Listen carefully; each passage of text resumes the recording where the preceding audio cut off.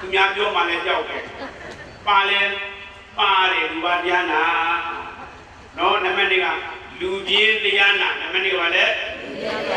လူပြင်းတရားနာအောင်မလေးအင်္ဂါနားထောင်လဲကြားနေရတာပဲသွားစီဟာမလိုပါဘူးအိမ်မှာယင်းနှီးွယ်လေးဖြာရှင်းတာတော့အခွေဖွင့်လဲနာလို့ရတာပဲတရားပွဲသွားရင်မကောင်းတဲ့900 1000တော့လူရအောင်ပါဆိုပြီးတော့မှနေတဲ့လူပြီးတော့မရှိလားရှိလားရှိပါဗျာတခြားရွာမှာပြောတာပါပြောတော့နော်ဒါလေးလေပြောဆိုစင်ညာရဲ့ဥဒိယပြန်လာကြမြတ်လာဝိနေဘိယံခတိညပါစေမိသားလေးပို့တော့ကမ္မကျော်မိုးလေးတော့ကြောင်းရောက်လာဒီကတရားနာလာတဲ့ပုဂ္ဂိုလ်ကြီးကျမ်းမာကြပါစီဆိုတော့တပည့်တော်ကကလေးငယ်တို့ကလေးမိုးလို့မလာနိုင်လို့မလားအင်းကနေနားထောင်နေတာတပည့်တော်ကဦးဇင်းကတရားနာလာကြမြတ်လာဝိနေဆိုတပည့်တော်ကမပါဘူးပေါ့ဒီလိုလေးပြောဘူးကြုံဘူးတဲ့နော်ဒါကြောင့်မလို့တရားနာမလာတဲ့ပုဂ္ဂိုလ်လည်းမေတ္တာပြီးရင်ပူပေးပါမယ်နော်အခုကတော့အလူရှင်တွေပူဇာပြီးဒီရွာသူရွာသားတွေကိုပူဇာပေးသွားပြီးမေတ္တာတစ်ချမ်းပို့ထားတာပါနော်တရားနာလာတဲ့ကိုမလာတဲ့ကိုတော့မေတ္တာပို့တယ်မကောင်းလားပါမလားပါမှာနော်ဒါကြောင့်တရားနာဤသုံးနည်းမှာလူပြင်းတရားနာလူပါတရားနာလူလိမ္မာတရားနာနံပါတ် 3ကဘာလဲလဲလူလိမ္မာတရားနာကြတော့ဟလားတရားပေါ်မှာအာယုတစ်စိတ်နဲ့ကျူးစာပန်းစားနဲ့လာရောက်ပြီးတော့မှတရားနာတဲ့ပုဂ္ဂိုလ်ကြီးဒါကြတော့ဗာတရားနာလို့ခေါ်မလဲဒီပိဋကတရားလူလိမ္မာတရားနာလို့ပြောရင်မရဘူးလားရလားဘာပဲဖြစ်ဖြစ်ကောင်းတဲ့လူပဲနာမကောင်းတဲ့လူပဲနာလူလိမ္မာတရားနာတွေပါလို့ပြောလိုက်ပြရတယ်ဗာတရားနာလေလူလိမ္မာတရားနာတွေအဲ့ဒီလိုလေးမြောက်ပေးလိုက်ရင်များပြန်ပြီးတော့များကိုအမြောက်လေးများလာမလားပေါ့ငါတို့ကလူလိမ္မာတရားနာလို့ဒီပရိဘောကမေတ္တာကိုကြီးဆရာတော်ကလည်းပဲတရားဟောတာမကောင်းတယ်လို့မြောက်ပေးဖို့မလိုလားဒီပြည့်တဲ့ဥစဉ်ကကုသပရမမြောက်မထားလားမြောက်ထားပြီလားဘယ်လိုမြောက်ထားတာပါလဲလူလိမ္မာတွေမြောက်မထားလားမြောက်ထားလားပြန်မြောက်ဖို့တော့မလိုလားမေတ္တာကိုကြီးဆရာတော်လေးတရားဟောသွားတာကောင်းမကောင်းလိုက်တာလို့မြောက်ဖို့မလိုလားလောကမှာအမြောက်မကျက်တဲ့လူရှိပါမလားကြားဘူးတာလေကြားဘူးပါလေဒါလည်းအမြောက်မကျက်တဲ့ပုဂ္ဂိုလ်လောကမှာမရှိဘူးယမမင်းကြီးတော့အမြောက်ကျက်တယ်မကြားဘူးလားကြားဘူးတဲ့ရှိမယ်မကြားဘူးတဲ့ရှိမယ်ပေါ့နော်ကြားဘူးလေထပ်ပြီးတော့မပြောရအောင်ပါစကားအလင်းသိတော့ပြောရတာပေါ့နော်တခါတော့အဲ့ဒါလူပြည်လူရွာမှာလူအားလုံးကိုမြောက်ပြီးစားနေတဲ့လူတယောက်ရှိတယ်ပေါ့သူကအလုံးလုံးစားမြောက်ပြီးတော့မှကပ်ဖားရပါစားတာဘလောက်ဒီသူကအဲ့ဒီလိုကပ်ဖားရပါမြောက်ပြီးစားတဲ့တလဲဆိုရင်ဗာလဲဘလောက်ဒီသတင်းပြန့်သွားတယ်ဂျမမင်းထံပြီးပေါက်သွားတာလေဂျမမင်းလည်းဟုတ်ပြီလူပြည်လူဒါနာမှာဒီကောင်လူတွေအားလုံးကိုမြောက်ပြီးစားတဲ့အချိန်တန်ငါစီတော့မရောက်လည်းရောက်မှာလားငါစီရောက်လာမပညာပေးလဲအောင်ပဲဂျမမင်းကြီးလည်းစောင့်နေတာပေါ့နော်ဂျမမင်းကြီးလည်းစောင့်နေတာစောင့်နေတဲ့အခါကျတော့ထူကြပါဆိုအချိန်တန်းလည်းရောက်သွားတာပေါ့ဂျမမင်းကြီးတန်ရောက်တော့ဂျမမင်းကြီးကလည်းဗာလဲရောက်လာပြီငါပညာပေးတော့မယ်ဒီအမြောက်သမားကလည်းငါလွတ်ရလွတ်တော့တက်တာကြောင့်ငါဘယ်လိုမြောက်ရမလဲစဉ်းစားတာပေါ့ဂျမမင်းကြီးတန်ရောက်ဂျမမင်းကြီးကိုမဆိုင်ဘူးမသိအောင်တော့ကြိုးခွသွားတာပေါ့ဂျမမင်းကြီးကလည်းအောင်မယ်ဒီကောင်ကငါ့ကိုကြော်လားခွလားနဲ့ဘင်းမဆက်တဲ့ပုံစံမျိုးနဲ့ဆိုတော့သူ့ရဲ့တင်းမုတ်ကြီးဒုံလို့ပြတာပေါ့မော့ကြည့်တော့မင်းကဘာတော့လဲငါလူရမမင်းမမြင်လို့လားမခံလေးစားလို့တာလားဆိုတော့သူကလည်းလူတိုင်းကိုမြောက်ပြင်စားလာတော့ငါအပြစ်သက်တာအောင်မြောက်မှာတော်တော့မယ်ဆိုမော့ကြည့်တော့ရမမင်းဆိုတာအရှင်ကြီးလားကျွန်တော်မျိုးလူဘဝတော့ကြားခဲ့တာရမမင်းဆိုတာအသားကမဲဘိုက်ကရွှဲဂျိုးကကားကအဆွဲကကားနဲ့ကြားဘူးလားအခုကျတော့ရမမင်းကြီးကခန့်ကြောကြီးပဲတဲ့မမင်းကပါလေမြောက်ပေးလိုက်တော့ရမမင်းကြီးပါပြသွားမြောက်မသွားလားမြောက်သွားလားမြောက်သွားတာပေါ့မြောက်သွားတော့ဘေးနားကဦးကြီးမဲ့ရာတွေကသတိပေးတာပေါ့ရမမင်းကြီးမြောက်နေပြီနော်မြောက်နေပြီ တိမပေးဘူးလားပေးလားပြီးတော့ယမမင်းကပါပြောတယ်ဟဲ့ဒါတော့ဟုတ်တာမှန်တာပြောတာပြောမလို့စီတဲ့ဘာလဲဟုတ်တာမှန်တာပြောတာပြောမလို့စီတဲ့ဆိုတော့ယမမင်းကြီးလည်းအမြောက်မကြိုက်လားကြောက်လားဒါဆိုလောကမှာအမြောက်မကြိုက်တဲ့ပုဂ္ဂိုလ်ရှိပါမလားဒါဆိုဒီပိသက်ဒီဦးစင်းကဘယ်လိုမြောက်ပြလိုက်တာပါလဲဘယ်လိုပြန်မြောက်ရမှာပါလဲမကောင်းကောင်းကောင်းကောင်းအဲ့လိုမြောက်ပြဖို့လိုပါတယ်နော်ဒါမှလည်းပဲရောက်သူဝဲသူဟလာအကြံတူဆိုတဲ့အတိုင်းအပေးအယူမြတဲ့ဆရာတကလည်းပဲညီမာပေါ့နော်ဆရာကလည်းပဲညီတာပေါ့ဒါဆရာကလည်းပဲညောင်ပြောတယ်ညောင်မြောက်ပြီးဟောကြပြောကြရတာပေါ့ဒီနေ့ရွေးချယ်လိုက်တဲ့တရားလေးကပါတဲ့ပိဋကတိအရန်များတဲ့အထက်နေတယ်နော်ဒီထဲမှာ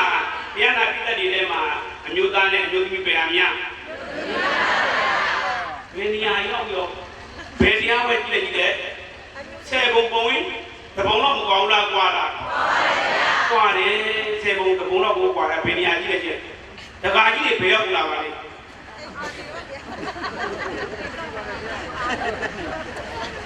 ပြောရအောင်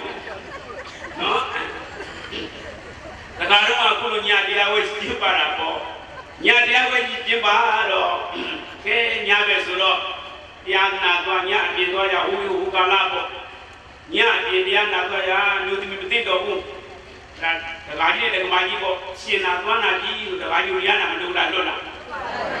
တရားနာသွားဒါပေမဲ့ပြန်လာရင်တော့တော့ကိုပြန်ပြောပြမှာနော်သူကမျိုးသမီးညာပဲထုတ်လို့မကောင်းလို့ရှင်းကိုလွတ်လိုက်တာပြန်လာရင်တော့နာခဲ့တဲ့တရား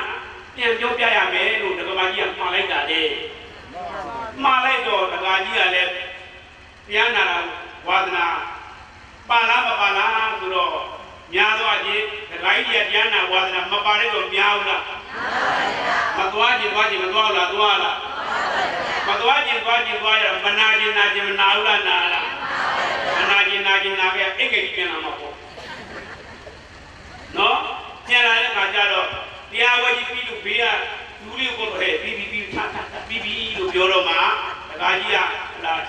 ကမန်ကလေးထားပြီးတော့မှပြန်လာပေါ့ပြန်လဲပြန်တော့လမ်းရောက်တော့မှအိမ်ရောက်ခါပြီးတော့မှဘာတရားဟောတာပါလေအိမ်ရောက်တော့မရကတော့ဆူတော့မှငါ့ကိုတော့ပြောတော့မှဘာတရားဟောမလဲငါမသိတဲ့ဘူးအိမ်ကကြီးပြန်ခဲ့တာဆိုတော့မဖြစ်ဘူးမရမကြောက်လားကြောက်လားမရကြောက်ရပြီမရကြောက်တော့မဖြစ်ဘူးလားငါပြန်သွားမှဖြစ်မယ်ဆိုပြီးတဲ့အလူတကာကြီးကတော့အလူတကမာကြီးကတော့တီတီချာချာနာတော့တယ်အလူတကမာကြီးကတော့အလူတကမာကြီးဝေးရင်ပြီးနိုင်တယ်အလူတကမာကြီးသွားတာပေါ့အလူတကမာကြီးစီရောက်တော့ဟလာအလူတကမာကြီးခင်ဗျာအလူတကမာကြီးကတော့အလူရှင်ကြီးဆိုတော့အာရဝမ်းသာတရားနာလိုက်တာတီတီချာချာမှတ်ပြီးတော့ပါတယ်နည်းနည်းတော့ပြောပြစမ်းပါဘယ်သူသွားမင်းလားသွားပြီးတော့တကမာကြီးကငါတရားနာနေတော့ငါနောက်ကစပ်ဖို့ကြောင့်မှ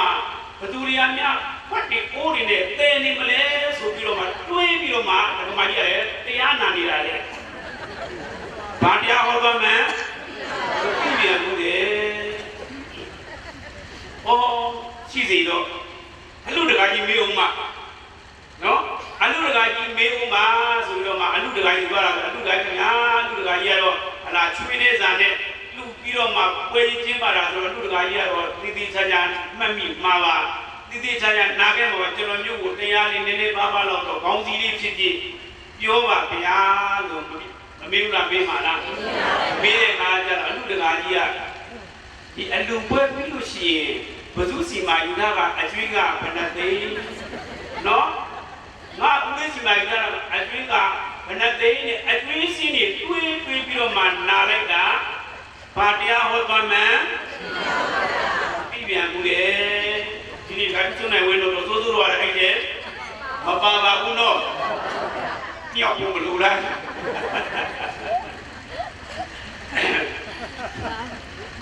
မပါဘူးဆိုတာလည်းသိတာထင်ရှားပါတယ်နော်ကိုနေရဲ့ကိုတတိလို့မြင်ရတွေ့တာပြီးပြီးတဲ့လမ်းမှာမောခဲ့ မန်းတဲ့ဒီကဒီလေးရောက်တော့ခုနပြောကိုယ့်ရဲ့တွေးထဲမှာအင်ဂျီ40လူ40နဲ့တော့ငါရတော့ဟောရပြီကိုယ်တွေးရဒီလေးရောက်တယ်တော့လမ်းမှာပင်မန်းတဲ့ဒီကလေး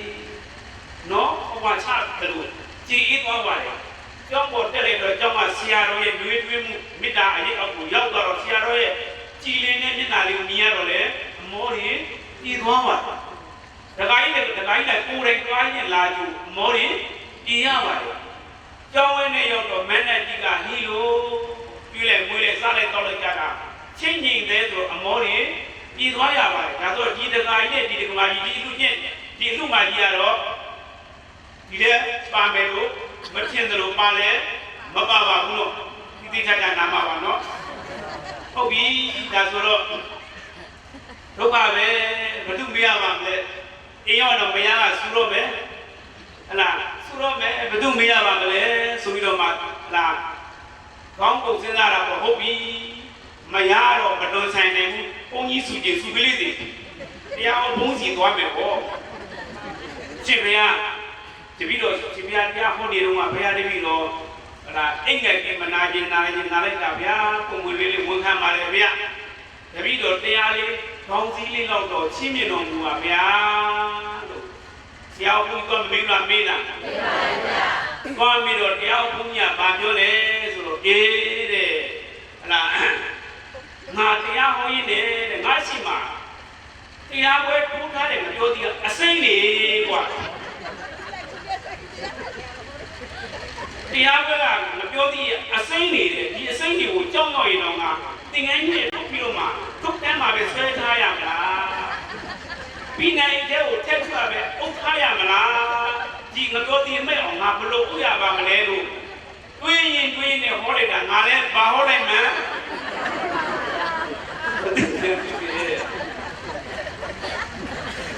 အဲ့ဒီထဲမှာခုနကပြောသွားတယ်အမေလို့လေငါပြောအတိမပါဘူးဘုရားရှိခိုးမပြောသေးပါလားမပြောပဲပါလားမပါတော့အဲ့ဒီမှာမလို့သွားလားအဲ့လိုကလည်းမလို့လားလွတ်လားဒါကမှရောမလို့လားလွတ်လားပြည့်တဲ့ထဲမှာတော့လွတ်တဲ့လူရှိမယ်မလွတ်တဲ့လူလည်းပါမယ်ဒါဆိုတရားကောင်းကြီးတော့မသိလိုက်တယ်ကွာဒါကြောင့်တရားကောင်းကြီးလေးတော့ယူသွားကြပါဦးတဲ့တရားကောင်းကြီးလေးပါတဲ့ဒီကောင်းကြီးလေးကြားမှာပေါ့ဒီမှာကြားရပါလေလူဆိုထားတာပါလေဒုမာအေးဆိုထားတာနော်အဲ့ဒါလေဒီဘူးသေးလေနေပါလေခယောင်းလန်းကိုလေရှောက်ရပါလေသာဆိုင်လေအတူအနာဆိုင်လေအတူအတူပူအမြပါလေနေပြပါမယ်ပြောလားအတူဆိုတာပါလေပိတဲ့နဲ့စိတ်နေတော့နည်းနည်းလေးတရားဟောပင်တော့တရားဟောတက္ကကဖုံးဆက်ပင်တာရှင်ဘုရားလွတ်လပ်နေတော်မူပါဘုရားလွတ်လပ်ဆိုတော်မူပါဘုရားလွတ်လပ်ငိုတော်မူပါဘုရားနဲ့ရှောက်ပြီးပင်တာဗျာရပါတယ်ဘုရားအဲဆိုတော့ငိုတာတော့မငိုရခြင်းနဲ့ဆူတာတော့ဆိုလို့ရပါတယ်လို့အမတ်ကနေလာတာဒါဆိုတော့ဟလာပလင်မော်ရောက်ရင်တော့ပူရာလေးတို့ကြားလိမ့်မယ်လို့ထင်တာပဲနော်ဟုတ်ပြီဒါဆိုတော့ဘုမမအေးကတော့အရေးပေါ်မှာမခွဲခွာဆိုပြီးတော့မှကောင်းစည်းလေးနဲ့ဟောလိုက်တာကလည်းဘု து အရေးကိုပူရာတဲ့ကိုကိုရဲရေးကပါလေဘု து ရေးလေချစ်တဲ့သူရဲ့အရေးပါဘု து ရေးလေနေဘူးလေချစ်တဲ့သူနဲ့ချစ်တဲ့သူရဲ့အရေးမှာနေရမယ်ဆိုရင်နေဘူးလေနေရခရောင်းလဲတောက်ရဲလဲဗါလဲစူးမွေရလဲအေးရပါလဲအသာဆိုင်ရင်လဲဒူနာခံရင်လဲအတူအတူပူအမြမညူစုဘဝနေပြပါမယ်ဘသူကြီးကိုပူလိုက်တာလဲချစ်သူကြီးကိုပူလိုက်တာဒီပိတဲ့တွေမပူဘူးလားပူဘူးသလားနဲ့တိုးလိုက်တာမညာပါနဲ့နော်အားလုံးဟာဟလာချစ်သူအေးမပူဘူးလားပူဘူးလား မာအေးပေးတဲ့အရေးမမအေးပေးတဲ့ကြီးကချစ်တဲ့သူအရေးတဲ့အဲ့လိုဒီပိတ္တဒီအားလုံးကမခိုးဘူးတဲ့သူနဲ့ခိုးဘူးတဲ့သူဘယ်အများမှာလို့အဲ့လိုခိုးလိုက်တဲ့အခါကျတော့ပူရာတွေနဲ့အေးရာတွေဘယ်ဟာများပါလဲအေးမယ်ဖြစ်လို့တော့ခိုးလိုက်တာပဲဒါပေမဲ့ပူရာနဲ့အေးရာဘယ်ဟာများလဲချစ်စခင်စားကျင်နာစားတော့ပြောင်းလဲလေရှောက်ရဲတာနော်ပြောင်းလဲလေရှောက်ရဲစုပွေရလေအေးရဲတယ်မပြောလားပြောလားပြောပါရဲ့ဗျာဒကာကြီးကတော့ဒကာမကြီးမယုံလားယုံလားယုံလို့ပေါ့ဒကာမကြီးလည်းပြောလားဒကာကြီးပြောရပါလေလူမွေးကျေဟိုတော့ပေးရတယ်မပြောလားပြောလားဒကာမကြီးအင်းလို့တလုံးနဲ့ခြေလိုက်ပြီးတာဘာလို့သိလားဘာလဲအချစ်ကိုတော့ကြောက်ပါရဲ့အချစ်မရှိလဲနေတဲ့ပါရဲ့ဒါပဲပဲပေါ့ဒီလိုပေါ့လေလူပေါ်မလဲအေးအဲ့လိုမျိုးပေါ့အင်းလို့တလုံးနဲ့ဖြေခဲ့တာဒီတော့ကဘယ်လိုဖြေခဲ့တာလဲတလုံးနဲ့ဖြေခဲ့ပြီမဲ့ခံစားမဲ့အပူမီဒီယာများတာများလားဒါပြောချင်တာအန်တီလိုမအေးပေးခဲ့တဲ့အရေးကအေးလားဦးဇင်းတို့ဖျားပေးတဲ့အရေးအေးလားလို့အရေးကလေးတစ်ခုရှင်းပြချင်တာပါပဲဖျားပေးတဲ့ကအေးပါလေဖျားဟုတ်ပြီနော်ဒါဆိုတော့ဦးဇင်းရဲ့တကယ်ကြီးဦးဇင်းတပါအမှန်တန်ခင်ပါတယ်ခင်တဲ့ခါကျသူနဲ့ပတ်သက်သူ့ရဲ့ညီမသူ့ညီမနဲ့သူ့အကိုဦးဇင်းနဲ့တကယ်ကြီးတွေသူ့ညီမတို့ခင်တာပေါ့ခင်တော့အဲဦးဇင်းနဲ့စကားပြောနေတာစကားပြောနေတော့သူ့ညီမကမြေကြီးတို့ကြောင်းရောက်လာဘာဖြစ်လာတာလုံးပေါ့ယောက်ျားနဲ့စကားမင်းနဲ့ဖြစ်လာလားတဲ့နော်အဲ့ဘာဖြစ်လို့တော့ဆိုတော့ဘာဖြစ်ရလဲတဲ့တပည့်တော့မကြီးတော့စားကြည့်လို့တဲ့မကြီးတိကွိုင်းတာတဲ့အဲ့ဒါကိုငါမကြီးမတက်နိုင်တာပြောတာတဲ့ငါမကြီးမတက်နိုင်တာပြောတာတဲ့ပြောတော့ဟုတ်ဗျာသူကလည်းလူကြားလေးပြန်ပြောလိုက်မိတဲ့နေငေါ့ကြီးသားစကားပြောလို့ကလူဝင်ကျဲဟိုတော့ခုမင်းမဲ့လို့မြင်ပြောခဲ့တာအခုကျတော့မကြီးမတက်နိုင်လားမကြီးမတက်နိုင်ဘူးဆိုတော့ညမကြီးပြဖြစ်မှာလားညပြတော့ခုနကတည်းကလုံးညမှာပေါ့မြေစစ်နဲ့ကြောင်းရောက်လာတော့အဲ့ဒီကြတော့မှဟလာ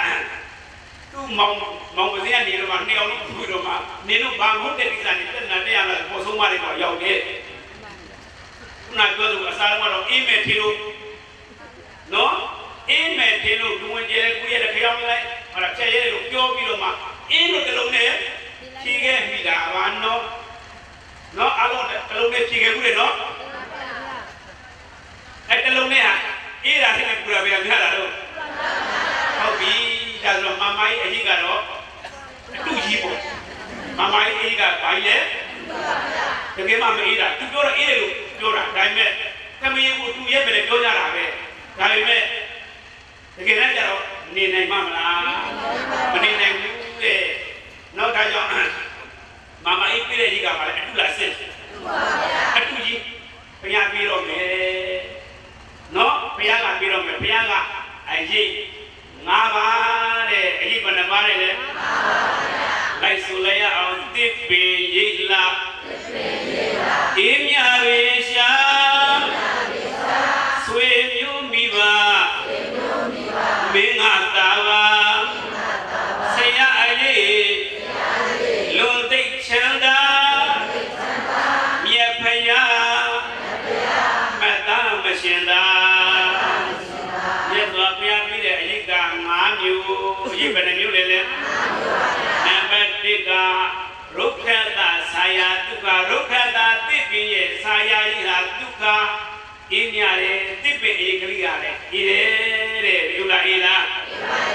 တော့သူတောင်းသားတွေကိုမခံစားဘူးလားခံစားဘူးလားမောမောနေတာတိပင်အေကလေးမှာတုံးတုံးလေးလဲလျရင်ဗလားကျင်းထဲမှာအေးမသွားဘူးလားမခိုးသိဘူးလားခိုးသိလားခိုးသိတာပေါ့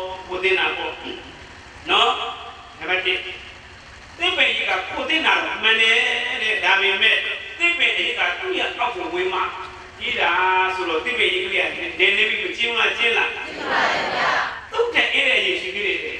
သူ့တဲ့အရေးကမာတာပီတုတာလောဟိတာနံဆာယာတုကမာတာပီတုတာလောဟိတာနံမိဘဆွေမျိုးတို့ရဲ့အရေးကဒုက္ခအင်းရတယ်မိဘဆွေမျိုးတို့ရဲ့အရေးကအင်းရတယ်တဲ့ဘုရားကအဲ့ဒီလိုမိဘဆွေမျိုးအရေးကိုကိုယ်ရဲဆိုတာဘာကိုပြောတာလဲဆိုရင်အဆုံးအမကိုပြောတာအရေးဆိုတာဘာလဲအဆုံးအမကိုပြောတာအဆုံးအမကိုပြောတာမိဘအရေးကိုရတယ်ဆိုပြီးတော့မှမိဘအိမ်ပေါ်မှာတောက်စားမူးရရန်ကအိတ်နေမဲ့ဆိုရင်မိဘအရေးကိုရလို့ပြောလို့မရဘူးဒါကြောင့်အရေးဆိုတာဘာကိုပြောတာလဲအဆုံးအမကိုပြောတာမိဘစကားကိုနားထောင်ပြီးတော့မှမိဘအရေးကိုဝင်ခဲ့တဲ့ပုဂ္ဂိုလ်ဟာလူလိမ္မာမဖြစ်ဘူးလားဖြစ်လားဖြစ်ပါဗျာမိဘစကားနားထောင်အမှားရှိပါမလားရှိပါဗျာဟောဒါကြောင့်မလို့မိဘအရေး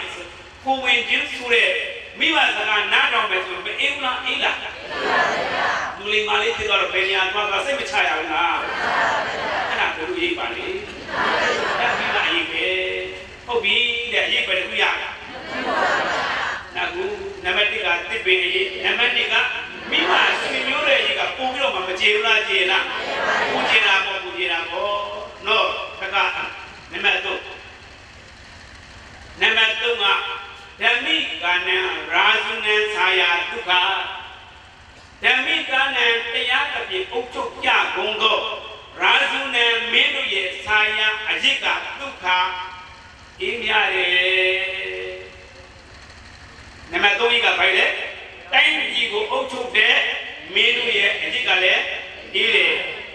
အုပ်ချုပ်တဲ့မင်းတို့ရဲ့အရေးဆိုတာဘာပြောတာလဲဥပဒေကိုပြောတာဘာပြောလဲဥပဒေပေါင်းပြီးနေတဲ့ချင်းဘေးရန်ကင်းကွာစိတ်ချမ်းသာလို့ရှိလားရှိလားအဲတော့ဒီနေရာမှာဘာလို့ပြောလို့ရှင်းမှာပါတယ်အရေးနံပါတ်1နဲ့2ကရုက္ခတာဆာယာမာတာပိတုတာလောဟိတာနံဆာယာနံပါတ်3ကြောင့်ဓမ္မိကာနံနဲ့နာမည်ရှိမှာပါတယ်ဓမ္မိကာနံမှန်ကရာဇုနံဒုက္ခရာဇုနံမင်းတို့ရဲ့အကျင့်ဟာဒုက္ခအင်းရတယ်လို့လာရမှာဒါပေမဲ့ရှိမှာပါပါဓမ္မိကာနံတရားတစ်ပြည့်အုပ်ချုပ်ကြကုန်သောမင်းတို့ရဲ့အကျင့်ကဒီဥလားအေးလားဒါဆိုတော့တိုင်းပြည်မှာမအေးချမ်းမှုဆိုရင်ဓမ္မိကာနံဆာယာဒုက္ခဓမ္မိကာနံတရားတစ်ပြည့်အုပ်ချုပ်ကြကုန်သောမင်းတို့ရဲ့အရေးမှာဒီလားနော်ဘယ်တစ်ချက်ရရင်လဲအဲ့ဒီမင်းတို့ရဲ့အရေးအာဝါဒကလည်းသူတိုင်းပြည်တွင်းမှာသူအေးနေတာလေဒီနိုင်ငံဥပဒေရရှားနိုင်ငံသွားပြီးတော့မှတက်ရောက်ပါမလားမတက်ရောက်ပါဘူးဗျာဟိုဒါဆိုသူ့နိုင်ငံအတွင်းမှာအေးတာပေါ့သူ့ရဲ့ခြေဝန်းတဲ့အရေးကဘယ်အရေးလဲတဲ့အာစရိယာနံဆာယာဒုက္ခအာစရိယာနံဆရာသမားတို့ရဲ့ဆာယာကြီးဟာဒုက္ခအေးမြတယ်တဲ့ဆရာသမားတို့ရဲ့အရေးကပို့ပြီးတော့မှလည်းခြေဝန်းတယ်ဘာကြောင့်လဲဆရာသမားတွေသင်ပြပို့ချလိုက်တဲ့ပညာတွေကိုစီးပူးပြီးတော့မှပညာတတ်ဖြစ်သွားရင်ကဘာပတ်လို့မရဘူးလားရလားသူ့အရေးကကဘာမပတ်ဘူးလားပတ်လားပို့ပြီးတော့မကျေဘူးလားကျေလားဒါဆိုတော့အရေးဘယ်နှခုပြီးသွားပြီနံပါတ်1ကတစ်ပင်ရဲ့မိဘဆွေမျိုးတို့ရဲ့အရေးမင်းတို့ရဲ့အရေးဆရာသမားတို့ရဲ့အရေးနံပါတ်5ကသမ္မာသမ္ဗုဒ္ဓနာဆာယာဒုက္ခသမ္မာသမ္ဗုဒ္ဓနာမြတ်ဗုဒ္ဓတို့ရဲ့ဆာယာအရေးကဒုက္ခအင်းရတယ်တဲ့ဘုရားရှင်တို့ရဲ့အရေးဆိုတာဘာပြောတာလဲအရေးဆိုတာဘာပြောလဲဘုရားရဲ့အဆုံးအမဒီဟူသောအရေးအာဝါဒကိုကိုဝင်မယ်ဆိုရင်ဒီတဘောဒီမကပဲနဲ့တန်တရားတစ်လျှောက်လုံးမအေးလားအေးလားအေးပါဗျာဒါဆိုတော့မြတ်စွာဘုရားအရေးကပို့ပြီးတော့မှမအေးလားအေးပါဗျာတန်ပြီးဒုက္ခအင်းကြီးရအမှန်မျက်နှိပ်ပံပြီးအောင်မရနိုင်ဘူးလားဘုရားကဒါနဟောဒါနလူတန်းပုံလူတန်းနည်းဆိုတဲ့အဆုံးအမတွေမပြခဲ့ဘူးလားပြခဲ့လား